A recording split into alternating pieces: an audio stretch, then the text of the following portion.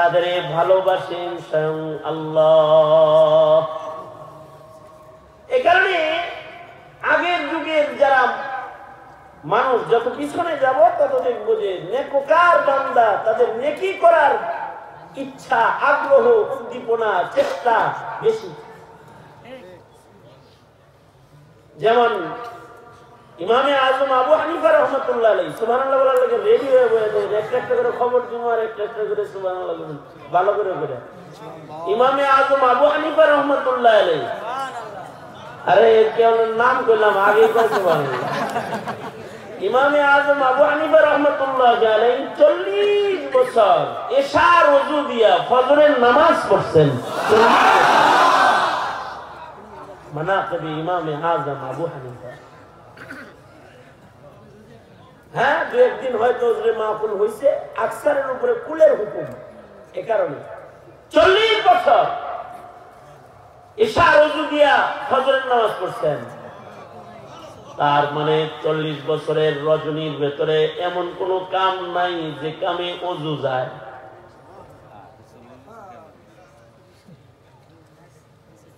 ইমাম আহমদ রহমাতুল্লাহ আলাইহি 70 বছরের ভেতরে কোনো গুনাহ করেন নাই ইচ্ছা করে। সুবহানাল্লাহ জোরে করে বলেন।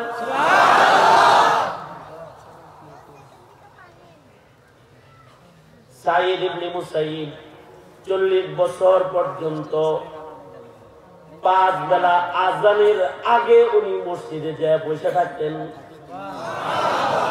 জোরে বলেন তাকবীরুল্লাহ না সুবহানাল্লাহ। সুবহানাল্লাহ জোরে করে বলেন। তার মানে ওনার কোনো কাম ছিল না। ছিল। ইমামে আবু ইউসুফ রাহমাতুল্লাহি আলাইহি হানাফি মাযহাবের জবরদস্ত ইমাম, প্রতিদিন 200 রাকাত করে নফল নামাজ পড়তেন নিয়মিত। সুবহানাল্লাহ। এরপরে আবার সপ্তাহে 1 খতম করে কোরআন পড়তেন। সুবহানাল্লাহ। মনে মনে ভাবতে পারেন কাম কাজ ছিল না মনে হয়, খালি তাই কাম করছে। না, ইমামে আবু ইউসুফ রাহমাতুল্লাহ আলাইহি চিফ জাস্টিস ছিলেন। বাদশাহ হারুনুর রশিদের আমলে প্রধান বিচারপতি ইমামে আবু ইউসুফ রাহমাতুল্লাহ আলাইহি আমাদের দেশের বিচারপতি মতো বেসা বিচারপতি না।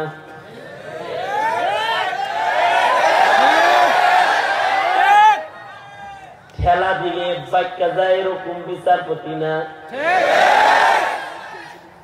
এমন বিচারপতি ছিলেন যে বিচারপতি হারুনুর রশিদকে আদালতে ডেকে দাঁড় করাতেন। তার মানে বলুন তো তাইলে বিচারপতির কাছে খালি কি দুর্বলরা আসামি নাকি প্রেসিডেন্টরা আসামি? মন্ত্রীরাও আসামি। এখন আসামি হয়তো করেন কে? হারুনুর রশিদ এমন বাদশাহ হারুনুর রশিদ, উনার আমলে বিচারপতি হলেন হযরত ইমামে আবু ইউসুফ রাহমাতুল্লাহ আলাইহি।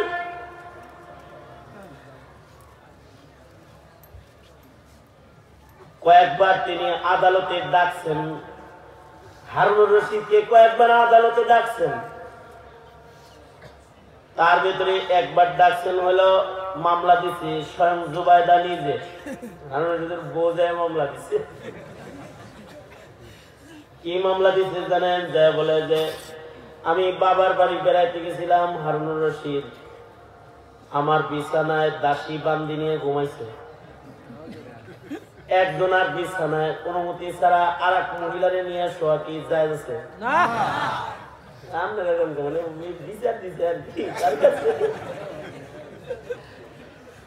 ইমামে আবু ইউসুফ রাহমাতুল্লাহ আলাইহির কাছে বিচার দিছে কে? হারুনুর রশিদের বউ নিজে, খোদ নিজে। হ্যাঁ, আমি বাবার বাড়ি গেছি আর আমার বিছানায় হারুনুর রশিদ আমার ঘরের ভিতরে মহিলার সাথে রাত্রি যাপন করছে। বুঝলা কেমনে? কয় আলামত পাইছে। ইমাম আবু ইউসুফ কারণ উনিও তো মানে খলিফাতুল মুসলিমের বউ, তো খলিফাতুল মুসলিম ছোট না, উনিও তো বড় সড়ো একজন খলিফাতুল মুসলিম। কারণ ওই দিক থেকে ঠেলা মারলে তো খলিফাও শেষ। ইমামে আবু ইউসুফ রাহমাতুল্লাহি আলাইহি বিচারের আদালতে হারুনুর রশিদকে ডেকে পাঠালেন, আসুন আপনার নামে সালিশ হয়েছে। হারুন রশিদ চিন্তা করতেছে খলিফাতুল মুসলিম কি এরা দিল বিচারটা, বউ বিচার কি বিচার কি বিচার? আপনি ওই ঘরের ভিতরে ছিলেন, অন্য মহিলা নিয়ে উনি বাবার বাড়ি গেছে, হ্যাঁ ঘরে আপনি অন্য মহিলা নিয়ে থাকলেন, কারোর ঘরে তো বিনা অনুমতিতে ঢোকাই যায় না, আর এক বেডি নিয়ে ঘুমান। দাসিলায় নাকি ঘুমাইছেন, ওনার দাবি হারুনুর রশিদের মাথায় তো আসমান নাকি বাদশাহ। হারুনুর রশিদ বলে, হলফ করে বলতেছি খোদার কসম আমি হ্যাঁ ঘরে যাইনি।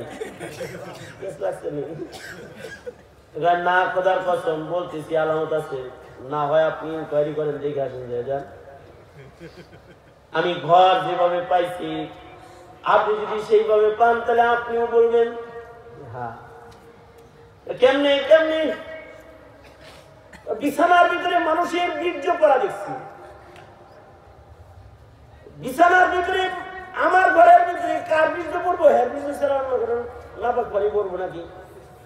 হ্যাঁ নিশ্চয় ছিল।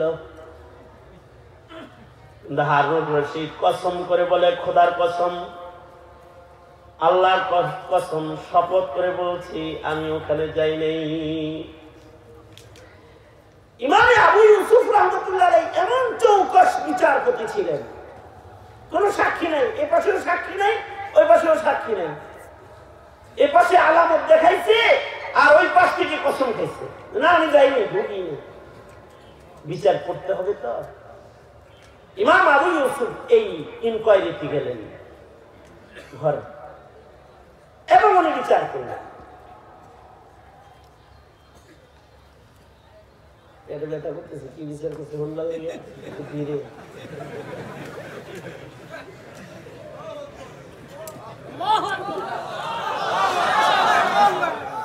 এই আরেকবার ইমাম আবু ইউসুফ রাহমাতুল্লাহ আলাইহি নামে বিচার দিছে এক ইহুদি।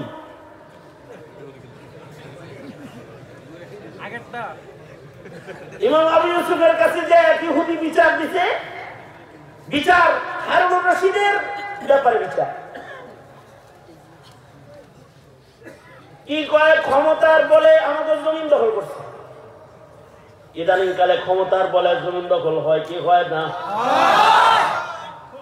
আমাদের ইউনিয়নের চেয়ারম্যান সাহেব সৎ মানুষ, এই এলাকা আলাদা, আলাদা আমার দোস্ত মানুষ, বন্ধু মানুষ। কিন্তু অন্যান্য এলাকায় দেখবেন ক্ষমতার বলে জমিন দখল হয়ে যায় না? হ্যাঁ, আমাদের বাংলাদেশে অবশ্য এটা কম হয়, বাংলাদেশে কম হয়। হারুনুর রশিদের ব্যাপারে মামলা হলো যে হারুনুর রশিদ ইহুদির জমিন দখল করছে। মামলাটা হলো এক ইহুদি, সে নকল কাগজ বানাইছে। আমাদের দেশে যেমন বিয়াটির কাগজ নকল, দলিলের কাগজ নকল, সব রিসিভ নকল, বিয়াটির কাগজ নকল। আমার গাড়ি হারাইল না একবার, গাড়ি পাওয়া গেলে 21 দিন পরে দেখি অরিজিনাল কাগজ একটা রেডি হের গাড়ির ভিতরে। গাড়ি আমার আর একটা কাগজ রেডি। পরে চ্যাসিস নাম্বার চেক করে তারপরে বাইর করছে যে এটা আমার ডিবি অফিস।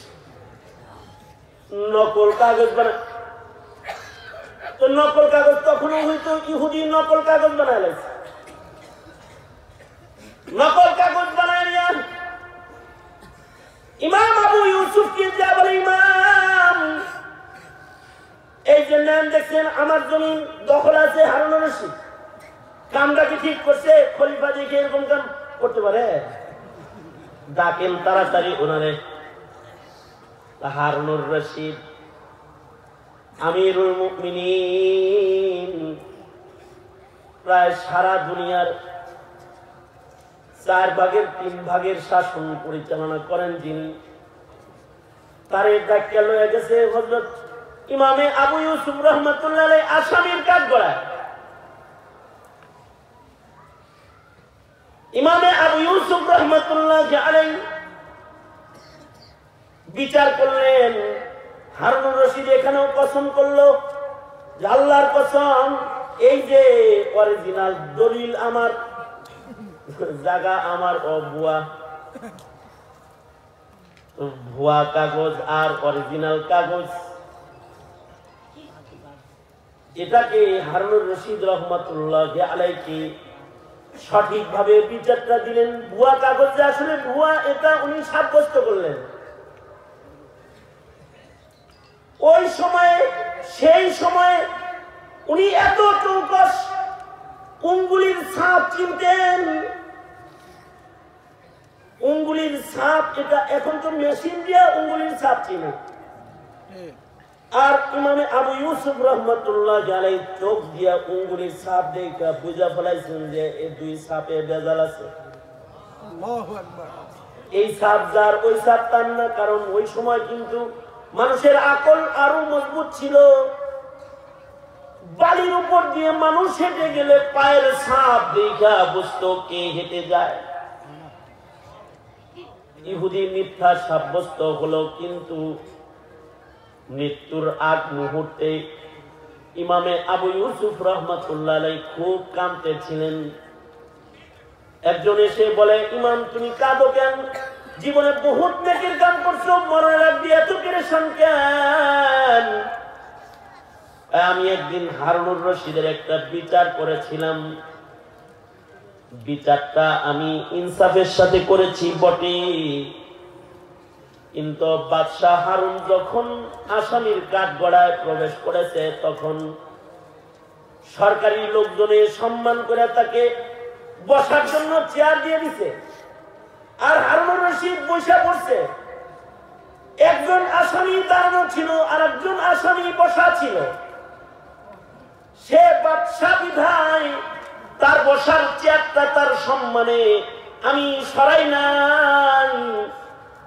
আমার মৃত্যুর পূর্ব মুহূর্তে এখন ভয় লাগতেছে, আল্লাহ যদি আমাকে বলে আমিরুল মুমিনিনের বিচার করছিলা, দেখা তারে বসায় বিচার করছিলা, এইরকম ইনসাফওয়ালা বিচারপতি তুমি ছিলা, যদি আল্লাহ আমাকে এটা জিজ্ঞাসা করে, বলো না আল্লাহর আদালতে আমি তখন কি জবাব দিব? এইরকম খোদা ভীতু বিচারপতি ছিলেন। বসায় বিচার করছে, এটার হিসাব আল্লাহর কাছে কি দিতে হবে এটা চিন্তায় মরণের আগ দিয়ে কাঁদতেছিলেন। এত ঝামেলার বিচার যিনি করছেন আর প্রধান বিচারপতির দায়িত্ব যিনি পালন করেছেন, তার তো কোনো কাম ছিল না। কাম ছিল না।